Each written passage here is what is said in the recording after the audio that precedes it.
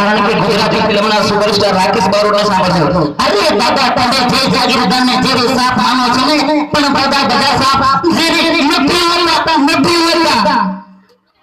અને જે એમની ફિલ્મ હતી પ્રીત સાહેબાના ભલાય, એની અંદર જે એમ કે ડાયલોગ હતો, અરે જમીનદાર તમને ખબર નથી કે ગમે ત્યાં તમારો બાપ રાકેશ ભટકાઈ જશે.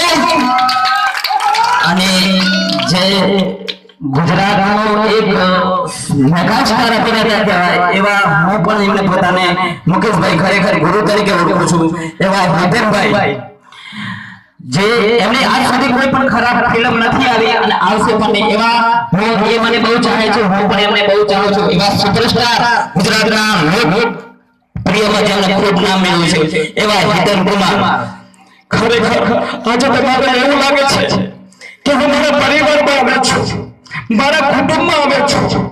અને તમને બધાને એ જાણ નહીં હોય કે તમે ટોટના મારા, તમે મુજ પર મારા, પણ એક જ બાપનું લોહી છે. એટલે હું તમારો એમ કે મારું પોતાનું લોહી છે તો હું મારા પરિવારમાં આવ્યો છું અને મારા પરિવાર માટે એવી હું પ્રાર્થના કરું છું કે હે જગતની જગડી દશા આજે મારા પરિવારને, મારા સમસ્ત લાગેલા પરિવારને ખુશી રાખજે એવી હું પ્રાર્થના કરું છું.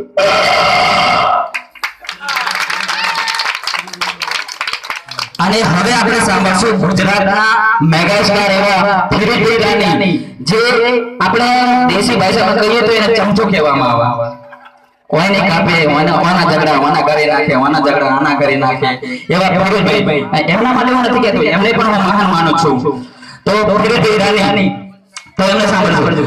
રૂપ સિંહના રૂપને એની જાણનારી નથી ઓળખી શકી તો પેલો બે કોળીનો ગવૈયો ઓળખી શકવાનો છે. કારણ કે ભલાજી મારું નામ ને ભલાઈનું કરું કામ. પણ ભલાજી તને મારી વિનંતી છે કે મારા બદણિયા સમાજમાં ભલાઈ કરવા ના આવતો બાપ.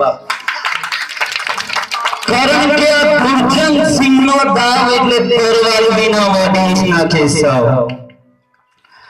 ઘરની દેવીને વડની જાંબલી ઉઘાડી રાખીએ ને ભત્રીજા તો હરાયા ઢોર આયા જ કરે.